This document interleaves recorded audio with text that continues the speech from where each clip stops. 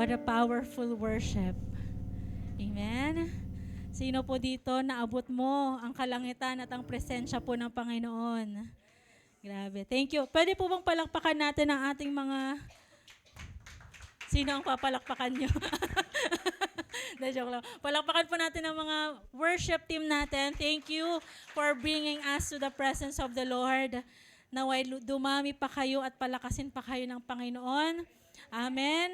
At I believe dadami na sila kasi nagsimula po ang ating deep bench orientation kahapon at may mga humahabol pa po na magpapa-enroll.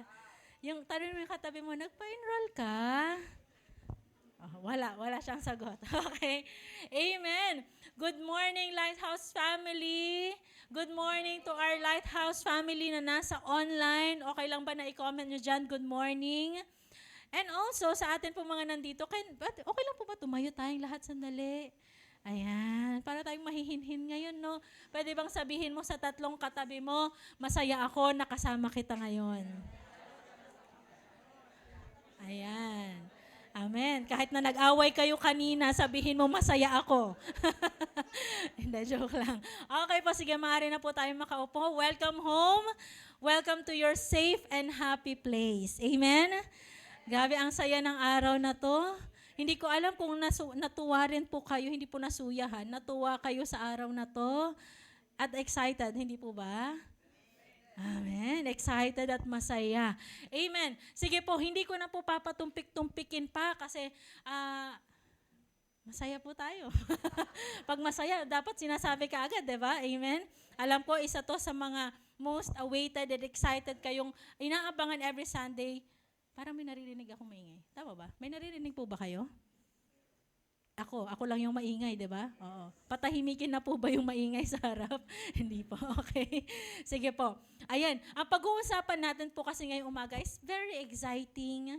Okay, very exciting topic na ma-open ulit tayo. Ano nga po ba ang estado natin ngayon sa harapan ng Panginoon? Handa po ba kayo?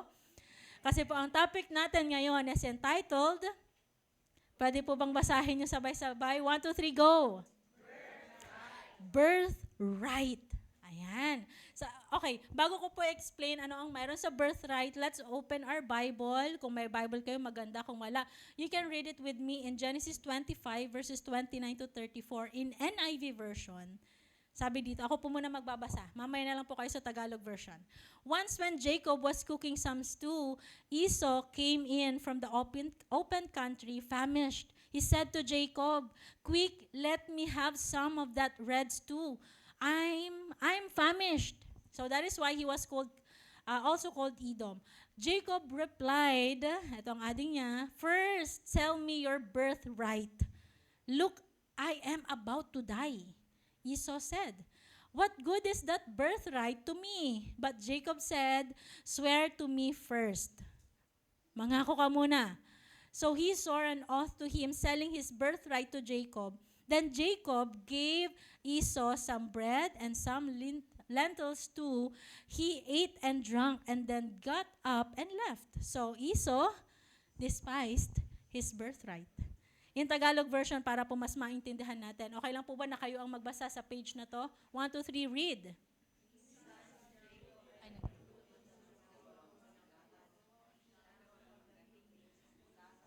Ngaso, sinabi niya, gutom na ako. Bigyan mo naman ako niyang. At dahil dito, sumagot si Jacob.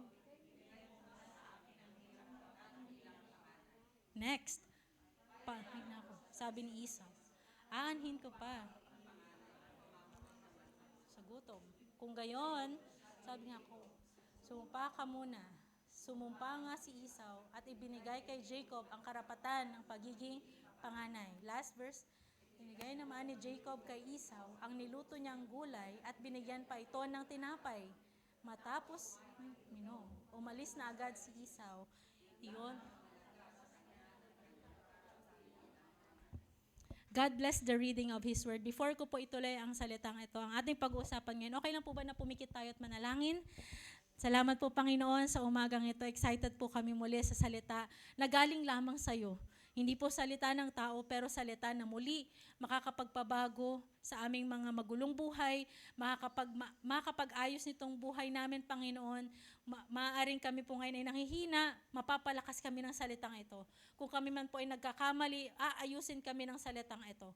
Dalangin ko, Banal na Espiritu, na wala pong bingi, walang saradong puso, at matigas na puso sa pakikinig ng iyong salita.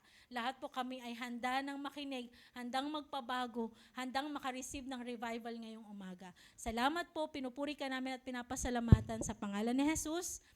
Amen. So mas lalo nating pag-aralan or mas intindihin ano nga bang mayroon sa story na to. Alam niyo na to. Ay, hindi pa. Okay lang. Okay. Alam nyo na, pwedeng naririnig nyo na, pwedeng hindi pa, pero okay, sige. Ito ay kwento ng dalawang magkapatid na si Esau and Jacob. Panganay po si Esau, okay? Si Esau, isa po siyang hunter or mangangaso. At alam nyo rin po ba na sa kanilang magkapatid, siya ang paborito ng kanyang amang si Isaac. Sino po ang mga paborito dito? Meron bang paboritong anak dyan? Ayan, ikaw yung anak na pinabayaan. Ayan, hindi naman, okay? At itong kapatid niya namang si Bunso, si Jacob, he is a homebody. So, nasa bahay. Di ba karaniwan kasi pag bunso, sa bahay lang si Bunso. Wow! Talaga naman, special treatment. At siya naman ang paborito ng kanyang nanay na si... Sino kaya? Ayan, hula niyo. Ang makakahula po, si Rebecca. Ayan. Paborito naman ng kanyang nanay na si Rebecca. So, both parents may kanya-kanyang paborito. Sana naman po hindi tayo ganun sa mga anak natin, no? Amen. Etong story na to, ayan, naggaling si Esau sa field para mag-hunting. Pagod. Siyempre, nagtrabaho. Ikaw ba naman hunter? Siguro, I believe ang mga hunter, tatakbo yan, takbo dito, takbo dyan, nanghahabol ng mga makukuha niya. Siyempre, buong araw na nagtrabaho, pagod. Kaya pagka-uwi sa bahay, ang isang taong pagod na galing sa trabaho, ang hanap ay pagkain. Kahit nga hindi pagod ang hanap ay pagkain. Kasi nga, food is life. Ayan, ang lakas ng sagot. Grabe, very good kayo. Amen? So, pagod siya. Nakaamoy siya ng mabangong pagkain na niluluto ni Jacob. Ang ganda sa Tagalog.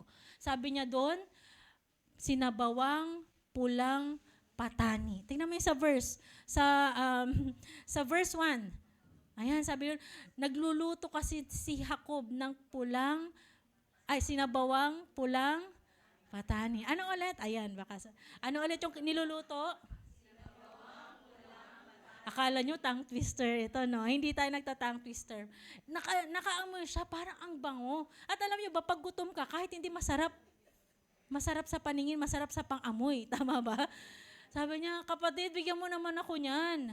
Etong si Jacob, mapanlin lang talaga ang mga bunso. Ay, hindi naman. Kay Jacob lang, okay? Wait lang. Ibigay mo muna sa akin ang karapatan mo bilang panganay. Palit tayo, ikaw na bunso, ako ng panganay. Parang ganun. So ito namang si Esau, dahil sobrang gutom at pagod, aanhin ko yung birthright na yan. Gutom na ako, pagod na ako, mamamatay na ako sa gutom. Mangako ka muna, kuya. Okay, sige, sa'yo na. At pinakain na nga siya ng sinabawang patani. Mayroon pang freebie. Ano yon? May tinapay. Ayan, sarap kumain sa mga ganyang plus freebie bread. Okay? May sinabawang pulang patani at may bread pa. At simula sa araw na yon, ibinigay nga niya ang karapatan niya bilang panganay sa kanyang bunsong kapatid na si Jacob. Ano ang binenta niya sa kapatid niya? Birthright. So tingnan natin, ano nga ba ang ibig sabihin? Kung titingnan natin sa dictionary, ang ibig sabihin po ng birthright, this is a particular right of possession or privilege one has from birth, especially as an eldest child. Or pwede rin namang, sabi sa Merriam Dictionary, it is a right, a privilege, or a possession to which a person is entitled by birth. Karapatan ito, okay, pag sinabi nating birthright, ito ay karapatan niya bilang isang panganay na anak. Tama? Or pwede din naman bilang isang anak. Lalo na kung galing ka sa isang prominenteng pamilya. Ay, anak yan ng mayor. Mga ganyan, tama? Anak yan ng presidente. Anak yan ng may-ari ng kumpanya. Birthright. Tingnan natin, sa birthright kasi na to, ibinigay ang birthright na to ay na kanino? Na kay Esau. Okay? Kasi nga siya po ang panganay.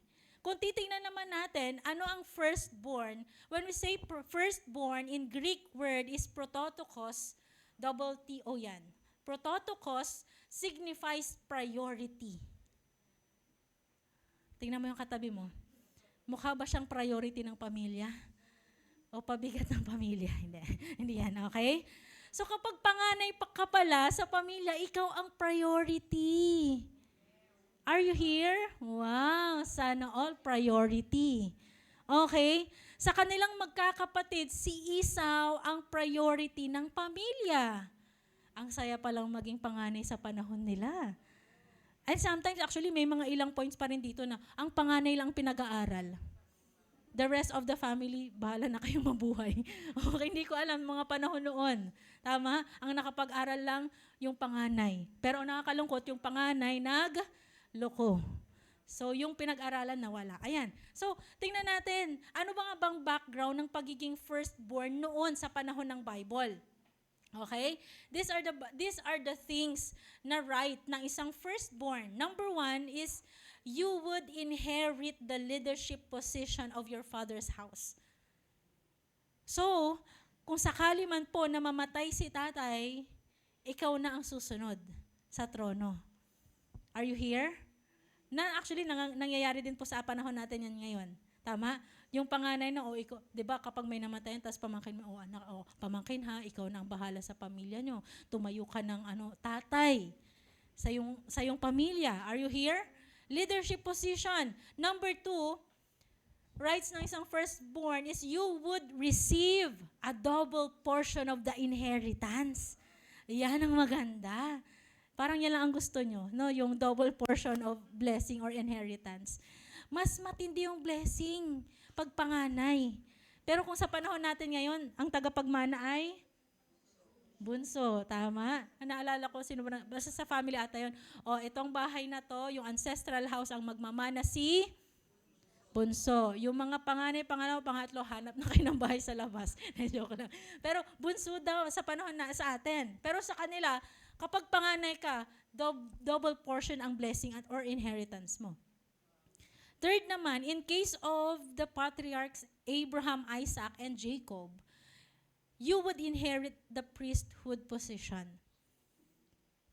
Because this was before the law, okay, of the house, you will also be the priest of the house. Kung sakaling mamatay man, yung tatay mo, ikaw na ang magiging priest ng pamilya. Are you here? At pang-apat naman, last na case of the patriarchs is you receive the covenant promises that God had made to Abraham. Ano yung mga promises kay Abraham? Promise to become a great nation. Yung promise of the inheritance of the land of Canaan. Makukuha mo yun. And the promises that the Messiah would come through your line. And also the promises or the promise that God would be your God if you believed and followed Him. Ang tindi pala ng rights ng isang firstborn, no? Ang laki ng tungkulin ng isang firstborn, pero double portion naman ang inheritance. Okay nang mahirapan, at least mayaman-yaman ako, di ba? Mayaman. Daming lupain siguro nito ng mga to. Okay? Kung sa panahon po natin ngayon, kapag panganay po tayo, di ba, lagi sa mga nanay na rin natin dito, sinasabi sa mga panganay na anak, anak dapat mas matured ka. Ikaw ang panganay. Tinitignan ka ng mga kapatid mo. Are you here? 'Di ba? Sinasabi natin sa mga panganay, ikaw magga-guide sa mga kapatid mo ha, bantayan mo, you lead the siblings, 'di ba, Dane? Sinasabi yan sa kanya. Siguro parang talaga tinayuan niya na siya ang magli-lead, siya ang matured. Kaya nga yung kapatid, grabe mang asar, iiyak na lang si ate, di ba? Joke lang yun. So, karamihan ng mga panganay po ngayon, mga panalong tinapay. Ha? Oh, breadwinner. Kayo naman, hindi nyo kaagad na-gets. Mga panalo. Taas ang kamay ng mga panalong tinapay dito. Parang talo ng tinapay po kayo. Oo, mga breadwinners po ba kayo ng pamilya? Ah, ah, hindi makataas. Mga Disney princess kayo. Ano po ba kayo sa bahay ninyo? Okay? Karaniwan sa history, mga panganay talaga ang mga sinusugo sa labanan. Okay? So actually po, this is significantly different from how we think about birth order in the contemporary Western world. Why? Kasi nga po, yun. That's the way. Okay? That's the families, yan po, dyan nag-ooperate ang families in most cultures throughout the time. Usually, panganay, maglilid, panganay, okay, ganyan lagi. Pero po, madami na rin pong kwento sa Bible na na-invert ang human power. Dati, ang tingin dapat panganay. Ngayon po, even sa Bible, nagpapakita na mayroong inversion na nangyayari. You look at the story of Cain and Abel. Diba? Even the story of Ishmael. Panganay si Ishmael at si Isaac, pero si Isaac ang nagmana. Si Rachel at si Leah. Mayroon din sa story ng ito, mas madami. Si Joseph at ang kanyang mga kapatid. Mga kapatid nga niya, galit na galit. Ang yabang naman ng bunsong ito. Sabi niya, luluhod daw tayo sa kanya. Pero nangyari. Ang mga kapatid, ang kuya, ang lumuhod sa kapatid na bunso. Nagkaroon ng inversion. And even sa kwento natin ngayon, nagkaroon ng inversion na dapat si Esau, ang tagapagmana, ang magiging leader, napalitan, naging si Jacob. Even after Genesis po, marami pa pong kwento. Andyan yung kwento ni Moses, yung kwento ni Samuel, ni David, and also ni Solomon. Ang galing ng inversion. Meron pala. Okay, so nakita natin yung story or background ng ano nga bang mayroon sa birthright, sa firstborn. Back to the story tayo. Binenta ni Esau ang birthright niya sa kanyang kapatid kapalit ng... Sana ba? Ayan. Yan, tongue twister. Patani na lang nasabi ng iba eh. Sinabawang pulang patani na may tinapay. Okay, pinagpalit niya sa kagutuman niya. Pero ang tanong, bakit binenta? Hindi ba alam ni Esau na ang ganda ng mga karapatan niya bilang panganay? Bakit niya binenta? Simple lang, binenta niya dahil sa unang bagay na to. He is hungry. Sabihin mo nga, hungry. Yan, parang may kasamang galit na. Okay? Sabi niya doon sa verse, I'm famished. Wow, malalim. Ayan. Para po sa dagdag kaalaman, ang famished po, ang ibig sabihin ng famished ay extremely hungry. Kaya kapag sa bahay, you are extremely hungry, say to your mom, Mom, I'm famished. Wow, medyo naging social, ano? Ayan, at least para medyo nadadagdagan yung mga words natin, hindi yung, urasa. Ayan, para at least may kakaibang word naman tayong nasasabi sa bahay, ano? I'm famished. So siya Esau, gutom na gutom. Kasi nga, galing siya sa trabaho. At pag uwi niya, maybe hindi pa siya kumain, kaya pagod siya at sobrang gutom. Pagod na nga, gutom na gutom pa. Alam niyo kapag yung tao pagod at gutom na gutom, mandidilim ang paningin niyan. Tama ba? Yung tingin mo na sa asawa mo, chicken joy. Yan, natuwa si Papa. Diba? Alam nyo, iba na ang magiging tingin mo yung tawag dito kasi black ang upuan natin. Ang tingin na natin dito ay ano bang black na pagkain na masarap? Sagu! Sagu yan ng milk tea, di ba? Ito, brown, wow. Wow, chocolate moist cake, ang sarap. Di ba? Ang tingin mo na sa mga bagay-bagay sa sobrang gutom, may pagkain. Alam niyo po, ang pagod pwedeng ipahinga. Pero kapag yung pagod ka na at gutom na gutom pa, ibang usapan yun. Tama po? Kasi hindi ka naman makakapagpahinga pag gutom ka. Tama ba? Baka nga magdadaldal ka lang sa higaan, gutom na ako, pakainin niyo ako, maawa na kayo. Okay? At alam niyo ang nakakalungkot, ang taong gutom, nawawala sa tamang pag-iisip. Tama ba? Tingnan mo yung katabi mo. Nag-iisip naman yan. Nag-iisip pa naman. Nandito siya sa church di ba?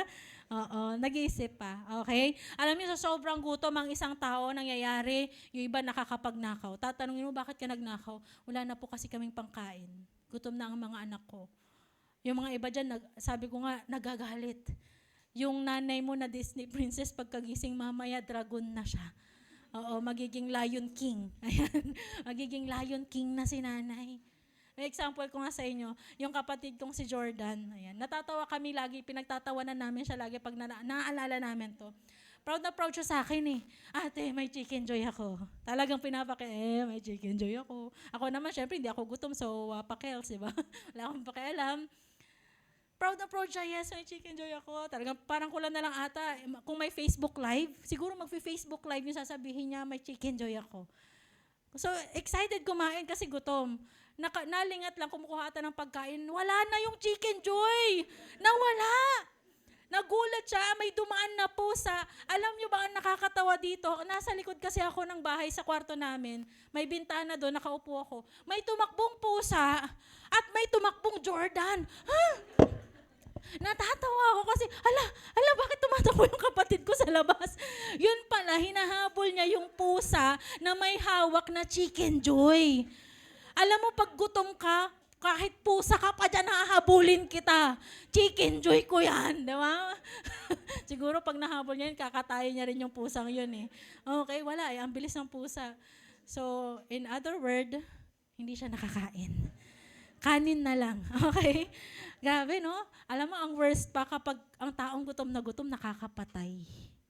Sa sobrang gutom, nakakapatay ang isang tao. Ang tanong po sa atin ngayon, saan ka gutom na gutom? Alam ko, patanghalian na po. Pero literal, kayo po, saan kayo gutom na gutom? Gutom po ba kayo sa pera at kayamanan? Sasabihin mo, buti pa sila may sasakyan na. Buti pa sila may bahay na. Buti pa siya nakapag-travel na sa iba't ibang bansa. Nagboracay, tapos kanina nagpalawan. Bukas daw ulit magja-Japan siya. Sana all. Pupunta daw ng Canada para mag-CR lang. Di ba parang, sana all. Ako dito, ang dami ko nang ginawa sa buhay, wala man lang akong mapuntahan. Sa labas ng bahay lang. Laging katwiran ng mga tao ito, magkakayod ako para makuha ko yung gusto ko at pangarap ko. Alam mo, nakakalungkot, nakuha ang pangarap, pero nawala naman sa Panginoon. Nakuha ang pangarap na trabaho, pero hindi na nakaka-attend ng simbahan. At least, yung dream work ko, nasa akin na. Busy sa work, wala nang time sa Panginoon. Ang problema, gusto mo ng more. Noong una, iPhone 14, ngayon iPhone 15. Meron na bang iPhone 16? Magkakaroon pa daw ng iPhone 16, mamaya. Ikaw gusto mo ng more. So ikaw, dahil gusto mo ng more, magtatrabaho ka ng more. At dahil sa kakamore mo sa work, wala ka ng time sa Panginoon. Nakuha mo ang mga gusto mo sa mundong ito. Pero nawala ka naman sa Panginoon. Say, come on.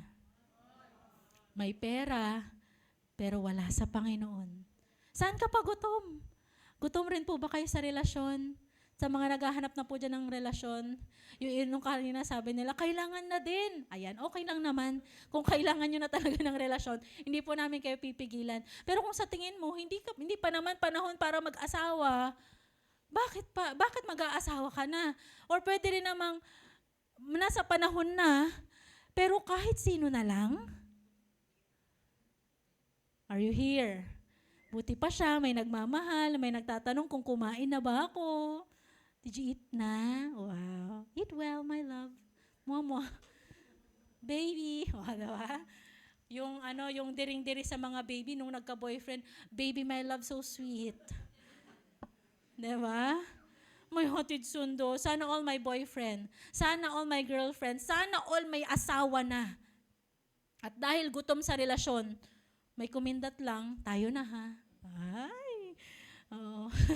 Napuling lang pala siya sa mata. Ibibigay na ang katawan, ang sarili, papabakuran na para hindi makawala. Okay na yung manginginom, cutie naman siya. Cutie, tingnan mo paglasing. Di ba? Sumasayaw-sayaw sa daan. Okay na yung tambay, at least may instant bodyguard sa bahay. Are you here? Gutom sa relasyon, kaya kahit sino na dyan, pwede na yan. Ano pa, gutom sa kasikatan? Gustong-gusto mong sumikat? Pageant dito, contest dito, Big Brother house, lahat na ng house na pasukan mo para sumikat ka. Vlog dito, vlog doon. Ikaw lang pala ang nanonood sa vlog mo. 'Di ba? Gandahan mo yung pagpicture sa akin na para madaming mag-heart. Nakakalungkot. Gutom ka sa kasikatan kaya lahat na lang gagawin mo para makilala ka. At ang worst, gutom sa kapangyarihan. Mag-aaral, kakayod, magpapayaman para tumaas ang tingin sa sarili ng mga tao nakapaligid sa'yo. Tatakbo akong kapitan.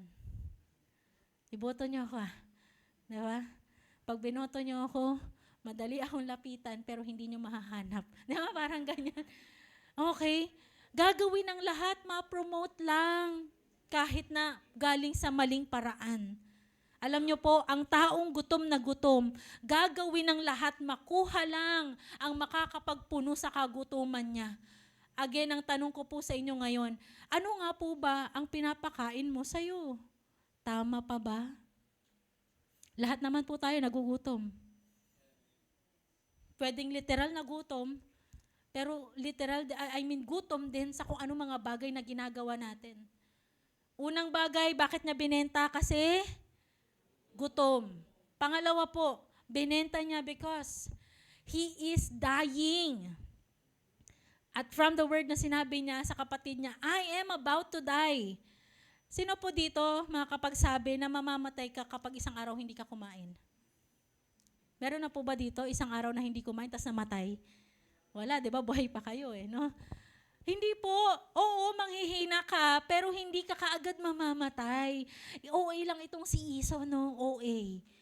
Hindi siya mamamatay. Pero nung sinabi ni Iso na I am about to die, he's saying, hello, gutom na ako. Iisipin ko pa ba yung birthright na yan? Iisipin ko pa ba yung karapatan kong maging panganay? At ang katwiran ng mga taong pagod na sa buhay, hindi na nag-iisip. Tingnan mo ulit yung katabi mo. Ayan, mukhang nag-iisip naman. Okay. Sabi ng mga pagod, ayoko nang mag-isip. Pagod na ako. Iisipin ko pa ba yan? Lalo na kapag nanay ka sa pamilya. Yung ikaw na lang ang hanapan ng lahat.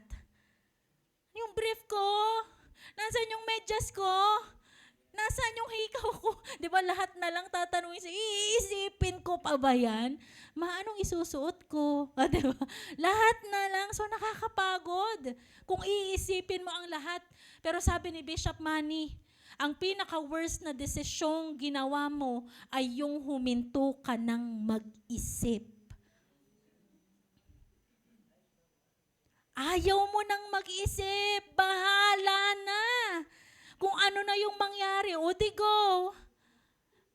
Dahil huminto ka ng mag-isip, kahit kasalanan, gagawin at papasukin mo. Hindi ka na nag-iisip Nasabihan ka na ba niyan minsan? Bakit mo ginawa? Nag-iisip ka ba? Are you here? Mali-mali ang desisyon ng mga taong hindi nag-iisip. Sabihin mo sa katabi mo, isip-isip din. Isip-isip din. Amen? Wag yung mindset na masaktan ng masaktan basta gutom ako. Ha? Okay lang na ma-stress ang magulang mo sa mapapangasawa mo basta mahal mo? Isip-isip.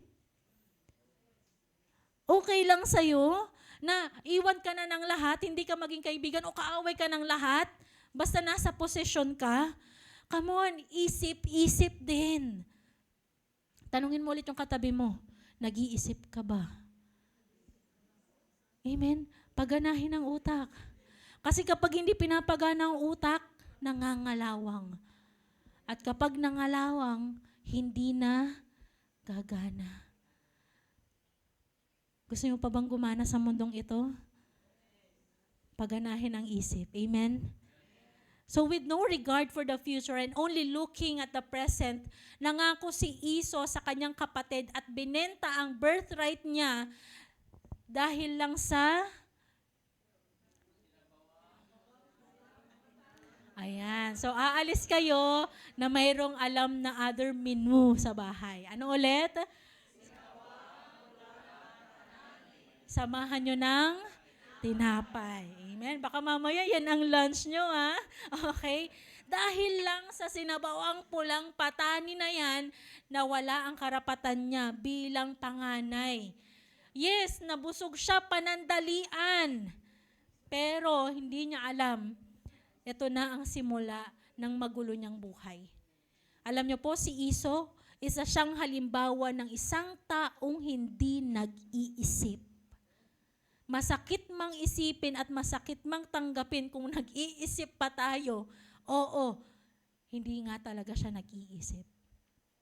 Sabi doon, then Esau despised his birthright. Alam niyo po ba that this world translated despise is a word that means to show contempt or to think lightly of something. Okay, the reasons for being this might be because the thing you are thinking lightly about is regarded as bad. Ang tingin mo daw ay masama or ang tingin mo dito ay walang value or konti lang ang value. Are you here? You despise something kung ang tingin mo dito mababa lang ang value. So pinagpalit ni Esau ang magandang future at plano ng Diyos para lang sa pagkain. Pinagpalit niya yung leadership position, pinagpalit niya yung double portion of inheritance. Si Esau ay nawalan ng karapatan at naging mas mababa na sa kanyang kapatid. Alam niyo po, nakakalungkot? Christians nowadays trade and sell their right as sons and daughters of God because of their earthly desires. Alam niyo po ba na ang karapatan or right ay kapangyarihan? Right is a power. Kapag alam mo na as anak ka ni Henry C., may-ari po ng SM, ay nako, kahit saang SM pumasok ka, you can get all you want. Anak ng may-ari. Are you here? Naalala ko may nagkwento dito, anak ng politiko, kaya sinakay ko kahit na wala kaming helmet. O, diba? Wala lang, kwento lang. Pero anak kasi ni Mayor, mayroong pumara daw na hindi kayo naka-helmet. Sinabi ang pangalan, sino ba yun? Anak ni Mayor. Ay, sige na. Bilisan nyo na lang, dapat mag-helmet kayo sa susunod, Anak Are you here? May karapatan, anak. Alam nyo po ba, sa atin mga Kristiyano, you have the right to everything in the kingdom of God. When you accepted, nung tinanggap nyo po si Jesus Christ as your Savior, kasabay din po nun na tinanggap mo yung karapatan at pribilehiyo na wala ito sa iyo noon nung hindi ka pa tagapagmana. Tinanggap mo yung mga promises na to na nasa Galatia 4 verse 1 to 7. Tingnan mo, sabi dito, ito ang ibig kong sabihin. Habang bata pa ang tagapagmana, hindi siya nakahihigit sa isang alipin kahit na siya ay may-ari ng lahat sapagkat siya ay nasa ilalim pa ng pamamahala ng mga tagapangasiwa hanggang sa panahong itinakda ng kanyang ama. Next verse. Gayon din naman, nung hindi pa tayo nananalig kay Kristo, tayo nasa ilalim ng mga tuntuning umiiral sa sanlibutan ito. Ngunit, nang sumapit ang takdang panahon, isinugo ng Diyos ang kanyang anak, isinilang siya ng isang babae at namuhay sa ilalim ng kautusan upang palayain ang mga nasa ilalim ng kautusan. And, tama ba? Tama ba? Yeah. Sa gayon tayo mabibilang sa mga anak ng Diyos at upang patunayan na tayo o kayo'y mga anak ng Diyos, isinugo niya ang Espiritu ng kanyang anak sa ating mga puso. At nang sa gayon ay makatawag tayo sa Diyos ng Ama, Ama ko. Hindi na kayo, kundi anak. At dahil kayo ay anak, kayo ay ginawa rin ng Diyos bilang mga... Tingnan mo yung katabi mo, tagapagmana pala yan. Pautang naman. Pamilk ka naman, tagapagmana ka pala. Sabi pa po sa Romans 8 verse 17, malapit na ako matapos, now if we are children, then we are heirs, heirs of God and co-heirs with Christ. If indeed we share in His sufferings in order that we may also share in His. Tanong ko po sa inyo ngayon, kung tayo yung mga anak ng Panginoon, ano ba yung mga karapatan mo? Alam niyo po ba yung may karapatan kayo bilang anak ng Panginoon? Sa tingin niyo, alam niyo po ba? Aalamin natin. Gusto niyo malaman? 7 lang ito at mabilis lang ito. Unang karapatan mo bilang anak ng Panginoon, according to Kenneth Copeland, number 1, you have the right to be free. Sabi sa John 8 verse 36, so if the Son sets you free, you will be free indeed. So in other words, malaya ka na pala. Hindi naman po ako nakakulong. Oo, hindi ka nakakulong. Pero matagal kang kulong sa kasalanan. Matagal kang kulong sa sumpa ng kahirapan. Matagal kang nakakulong sa sumpa ng sakit, sa sumpa ng utang, sa sumpa ng sama ng loob. Every day, every night, hindi mo makalimutan yung galit. Alam mo, kulong ka. Pero dahil tinanggap mo ang Panginoon, malaya ka na. Pinalaya ka na ng Panginoon sa mga kasalanan at sumpa na bumibihag sa'yo. Alam niyo, isang sumpa lang po ang hindi talaga naalis sa pamilya namin. Nakakalungkot. Ang hirap. Gusto pong malaman? Sumpa po ng kagandahan. Grabe, parang, Lord, ano ba to? Ayoko na to. Parang naman hindi kayo naniniwala. Hindi kami naniniwala. Okay? Sumpa ng kagandahan, hindi ako makalaya dito. Kaya okay, sige, fine. Yan. Mukha rin naman kayong kulong sa kagandahan at kagwapuhan eh. Hindi lang halata, pero kulong kayo, okay? Pero in other words, malaya ka na sa sakit, sa kasalanan, sa kahirapan. Come on! Karapatan mo pala to bilang anak ng Diyos. Pangalawang karapatan mo, you have the right to be healed. Isaiah 53 verse 5, but He was pierced for our transgression. He was crushed for our iniquities. The punishment that brought us peace was on Him. And by His wounds, we are. So, imposible sa isang Kristiyano na namumuhay na may sakit. Come on. Walang Kristiyano, walang mananampalataya na may sakit. Ha? Kasi meron kang karapatan. Utusan mo, gumaling ka. Lagnat, umalis ka. Sakit sa puso, wala kang karapatan sa akin, lumayas ka. In Jesus' name, I am healed. Bilang anak, hindi ka magmamakaawang gumaling. Utusan mo ang kagalingan. Actually, sa totoo lang, okay naman po na nagpapa-pray over kayo sa mga pastor sa kagalingan, pero you can. Pwede mong utusan. Are you here? Come on. Say, come on. Karapatan mo yan bilang anak. Come on. Number 3, you have the right to prosper.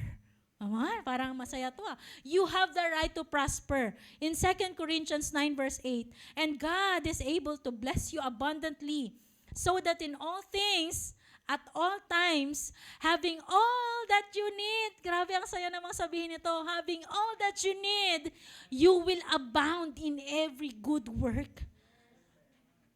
Alam mo, hindi mo na kailangan tumalon. I receive. Hindi na kailangan nun para mag-prosper ka. Karapatan mo po bilang anak ang umangat ang buhay. Alam nyo, hindi kasalanan na pinanganak kang mahirap, pero kasalanan ang mamatay ka pa rin mahirap. Amen? Alam niyo po, inaangat ng Panginoon ang estado ng mga anak niyang tapat na naglilingkod sa Kanya. Kaya nga po, yung sinabi ni Bishop Manny nung anniversary natin, alam niyo po, imposible na hindi paaangatin ang buhay ng Panginoon, paaangatin ng Panginoon ang buhay ng mga tapat niyang lingkod. At alam niyo po, literal kung nakikita, yung mga tapat na naglilingkod sa Panginoon, nag-aangatan ng buhay. Yung dating puro batya sa loob ng bahay dahil nga tumutulo. Mas marami pa sa tumitira sa bahay ang butas ng bahay. Ngayon, grabe, naka-aircon na. Anytime, wow, may aircon sa sala, sa CR, wow! Di ba? Inaangat ng Panginoon. Yung dating lakad ministry, wow, wow, 4 wheels. Kuliglig pala, ano? Hindi. Okay, inaangat ng Panginoon. Amen? At alam nyo, ay isa sa patunay and glory to God, ang pamilya po, ang buhay na meron kami ngayon. Grabe, naikwento ko nga dati, ang paborito naming magkakapatid na kainin, bagoong, ginisang bagoong. Alam niyo na, si mama iiyak na yun, wala man lang may pakain sa mga anak kong masarap. Hindi niya alam na ubos namin yung kahanin sa sobrang sarap ng bagoong. Are you here? Laki sa hirap, pero alam nyo, dahil naging tapat ang pamilya na naglilingkod sa Panginoon, inangat ng Panginoon. Dahil ba masipag ang pamilyang ito? Hindi. It's all because of God's grace. At alam nyo, yung katapatan mo sa Panginoon ang mag-aangat ng buhay mo. Are you here? You have the right to prosper. So, see you na lang dyan. Baka yung kotse nyo, doon nyo na lang i-park sa likod ng simbahan. Maluwag. Magbabayad nga lang kayo ng 50. Okay lang ba kayo doon? At may mag-aalok ng kandila.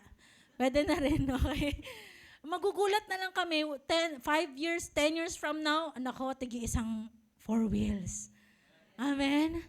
Amen. Pero hindi mayabang na mayaman. Okay po ba yon? Amen, amen, amen. Okay? That's number 3. Mabilis na lang po, pang-4. You have the right to never fear again. In Romans 8 verse 15, the spirit you receive does not make you slaves so that you live in fear again. Rather, the spirit you receive brought about your adoption to sonship, and by him you cry, or we cry, Abba, Father. Kwento ko nga po dito, yung lola ko, mother ng Mother Earth, okay? Si lola po kasi, siya ang firstborn sa family, tama ba, Mother Earth? Baka nagkakamali ako ng kwento. Ayan, marami sila sa family na. Pero winin ni Papa, wow, dinisciple ni Papa ang lola ko. Ayan, para mapangasawa ang nanay ko. Hindi, joke lang. Iba yon, okay? So, natatawa yung tatay ko. Iba po, pero parang ganun na rin. Okay, so win, ayan. So si Lola, pinupuntahan niya sina Mama kasi sina Mama nag-aaral po sila sa Manila. Sana naman pa Manila. Sabi ko, ang yaman nyo naman, sa Manila kayo nag-aaral, di ba? Okay, win sila ng lola ko. At lahat, thank glory to God, buong family actually, Kabuang family, and Katugas, angkan ay mga Kristiyano. Grabe, sabi ko, from generation to generation, na-win po silang lahat doon. Okay, ang lola ko nung hindi pa siya nakakilala, syempre dahil sa kultura o anong pa mang naipamana mayroong sa bansang ito, alam niyo yung mga punso sa nuno sa punso. Nuno sa punso, di ba? Ano pong sinabi sa inyo doon na magbari-bari, magbigay galang, kayo. Baka maapakan mo yung nagbabantay, nako, babawian ka. Ano pa sinabi? Meron pa ba? Kayo lang, kayo, bari-bari. So, syempre, lumaki sila sa ganung kultura, alipin sila. Takot sila, baka may gawin ang nuno kung anong pa man dyan ang nagbabantay. But when she came to know the Lord, ikaw grabe ka. Kung anong kasinungalingan ang itinanim nyo sa amin. Simula nung araw na yun, giniba niya yung nuno sa punso na yun. Ang laman-anay, di ba? Anay lang pala ang laman. Wala nang takot na baka mayroong sumunod, na baka mayroong masaktan na duwende. Wala na. Bakit? Nabuksan sa katotohanan. Alam nyo, kapag alam mo ang katotohanan, wala kang takot. Are you here? Come on. Wala na po tayong takot ngayon. Panglima, nakarapatan mo bilang anak, you have the right to have peace. In Psalms 29 verse 11, the Lord gives strength to His people, the Lord blesses His people with peace. So, iba ang kapayapaan po ng mga taong nasa Panginoon. Amen? Kahit hindi ka naman sagana, sobra-sobra, pero payapa ka, masaya ang buhay. Kaysa yung ang dami-daming laman ng bangko mo, yung alahas mo, hindi mo na maisuot sa lahat ng mga kamay mo, punong-puno ka na ng kaalahasan dyan, pero hindi ka naman makatulog, baka manakawan ka. Are you here? Alam niyo po, bilang anak ng Panginoon, may karapatan kang magkaroon ng isang payapang buhay. At sa Panginoon, merong kapayapaan. Amen? Kaya nga alam nyo, kapag Kristiyano ka, utusan mo ang depression. Walang depression in Jesus' name. Kasi ako, ang kapayapaan ng Panginoon nasa akin. Nade-depress lang naman tayo because of so much anxiety, so much worries in this world. Eh, nasa sayo ang Panginoon, bakit ka mag-worry? Nasa sayo ang Panginoon, bakit mo aalalahanin ang pinoproblema ng buong mundo na mawawalan na daw ng, anong mawawala? Mawawala na daw ng ano? Yung ano daw, yung napupunit na daw ang ano. Ano ba yun sa araw? Sa layer, nako, baka, hindi na ako makatulog, baka yung ozone layer, wow, ang grabe ang problema mo sa buhay, ano? Matutunaw na yung mga ice doon sa ano. Nako, baka, diba, masyadong worry sa buhay. Pero kay Lord, may kapayapaan. Number 6, you have the right to use the name of Jesus. In Luke 10 verse 17, the 72 returned with joy and said, Lord, even the demons submit to us in your name. Kaya mong utusan. In Jesus' name, pagkain pumasok ka sa bahay. In Jesus' name, punuin ang laman ng ref. In Jesus' name, mapupuno ang bigasan namin. In Jesus' name, pwede mong mapalayas ang demonyo. In Jesus' name, pwedeng lahat ng mga, kung ikaw ay businessman, madaming papasok na mga kliyente sa'yo. In Jesus' name, pinapapasok ko lahat ng kliyente. In Jesus' name, hindi ako mauubusan ng kliyente. Ano ba bang meron sa inyo? In Jesus' name, ang pamilya ko ay maglilingkod sa Panginoon. You can use the name of Jesus. And last but not the least, right?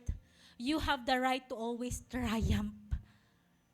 In 2 Corinthians 2 verse 14, but thanks be to the God who always leads us as captives in Christ's triumphal procession and uses us to spread the aroma of the knowledge of Him everywhere. Grabe. Karapatan mo pala ang managumpay. Dapat pala namumuhay tayo ngayon na matagumpay.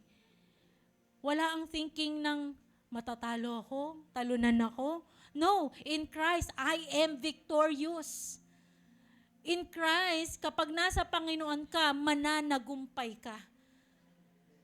Alam niyo po, itong 7 sinabi ko, ito yung mga karapatan mo bilang anak ng Panginoon. Pero ang nakakalungkot, itong mga karapatan na to ay pwede mo ring ipagpalit sa mga panandaliang kasiyahan at kabusugan na inaalay ng mundong ito. Alam niyo po, itong mga karapatan na sinabi ko sa inyo, hindi yan mababayaran at mapapantayan ng yaman, kapangyarihan, at kasikatan na mayroon at offer ng mundo. Kung kaya naman, kung kaya mong ipaglaban ang mga maling bagay at maling tao noon, naniniwala akong kaya mo ding ipaglaban ang Diyos sa buhay mo ngayon. Nung dati, kulong ka sa kasalanan, kulong ka sa sumpa. Nung nakilala mo ang Panginoon, ngayon malaya ka na. Alam niyo po ba, even si Jesus Christ, He was also tempted during His time here on earth. Remember, He prayed and fasted 40 days and 40 nights. And the devil came to test Him. Kasi nung panahon na yun, gutom na rin si Jesus. Nung panahon na yun, pwede niya nang ikamatay. Ito nga si Esau, 1 day lang si Jesus, 40 days and 40 nights na hindi kumain. Pero alam niyo ba, hindi sinunggaban ni Jesus ang offer ng mundo, ang offer ng kaaway, bagkus pinili ka niya. This shows how important and valuable you are. We are to God. Alam niyo po, gagawin lahat ng tao sa mundo para hanapin ang kayamanan. Ang hindi alam ng tao, ang most precious treasure ay hindi kailanman mahahanap sa mundo pero sa Diyos. Hindi mo mahahanap sa trabaho mo ngayon. Hindi mo mahahanap sa asawa, sa lalaki, sa babae. Hindi mo mahahanap kapag meron ka ng sasakyan at nag-travel ka sa ibang lupalop ng mundo. Hindi nandun. Wala doon ang tunay na kayamanan. Ito ay nasa Panginoon lamang. Lighthouse, lagi nating piliin si Lord. Kay Kristo, walang lugi. Kay Kristo, walang talo. Yung give up mong trabaho, yung give up mong pangarap, dahil hinabol mo na ang Panginoon, yung pangarap mo na ang hahabol sa'yo. Yung pinapanalangin mo noon na dating ginagawa mong lahat, makuha mo lang, nako, sumunod ka kay Lord, magugulat ka, susunod na rin yung answer na yun. Come on. Si Lord lang po sapat na. Pwede po bang tumayo tayong lahat ngayon? As we worship the Lord through this song, declare that now you are not a slave. Now, hindi ka na ampon. Ikaw ay anak ng Panginoong Jesus. Come on, let's sing and worship the Lord. You unravel me with a melody. You surround me with a song of deliverance from my enemies, till all my fears are gone. I'm no longer a slave to fear. I am a child of God. I'm no longer a slave to fear. I am a child of God. Come on, sing it by faith. Sing it by faith and with conviction. From my mother's womb, you have chosen me. Love has called my name. I've been born again to a family. Your blood flows through. Come on, raise your hands. my veins. Mga anak ng Diyos, come on, sing it by faith. I'm no longer a slave to fear. I am a child of God. Yes, God. I'm no longer a slave to fear. I am a child of God. I'm no longer a slave to fear. I am a child of God. Yeah. I'm no longer a slave to fear. I am a child of God.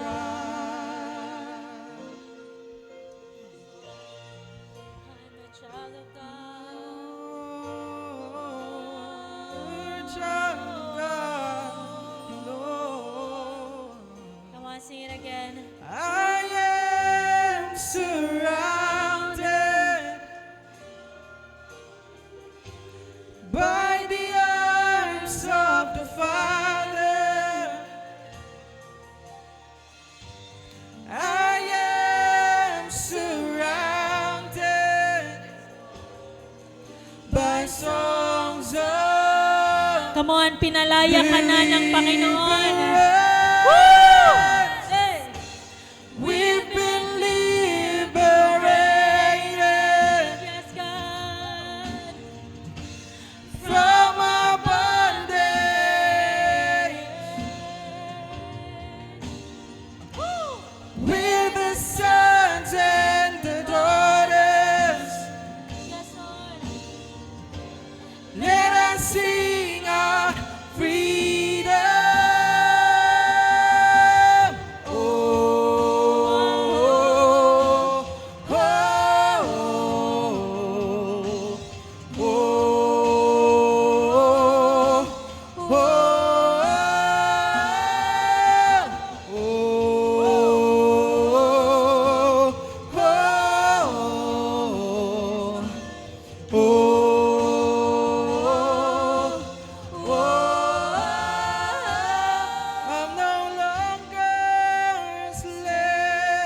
to feel Come on, sabihin mo sa demonyo.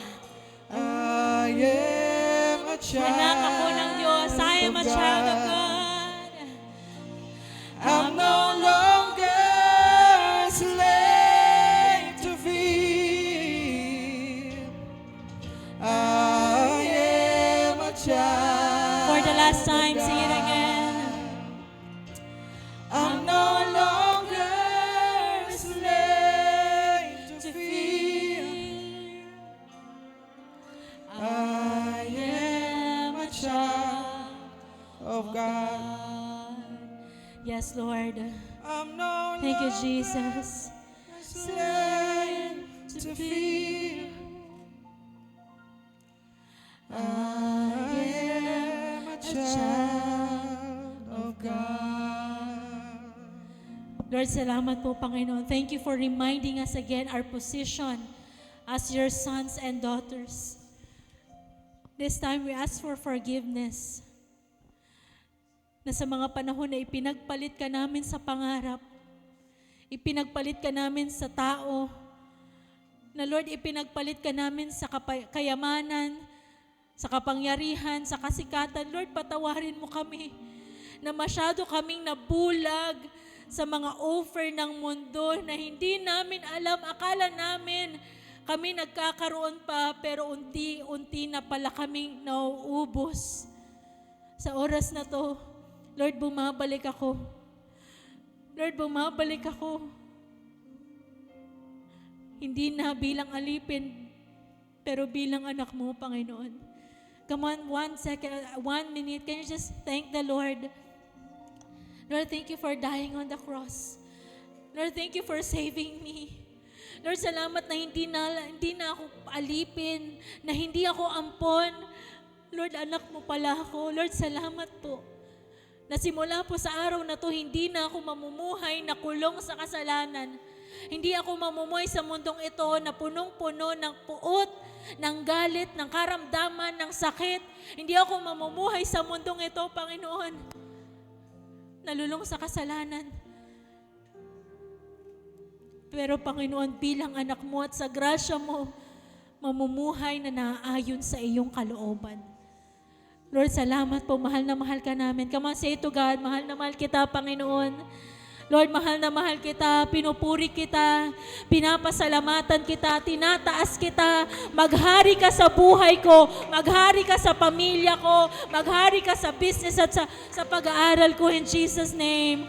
Come on, say, Lord, salamat po, Panginoon. Ikaw lang may tataas, mapararangalan sa umagang ito. Mahal na mahal ka po namin sa pangalan ni Jesus. Amen and amen. Come on, malakas na palakpak ng mga anak at pinalaya na ng Panginoon. Woo! Thank you, Lord.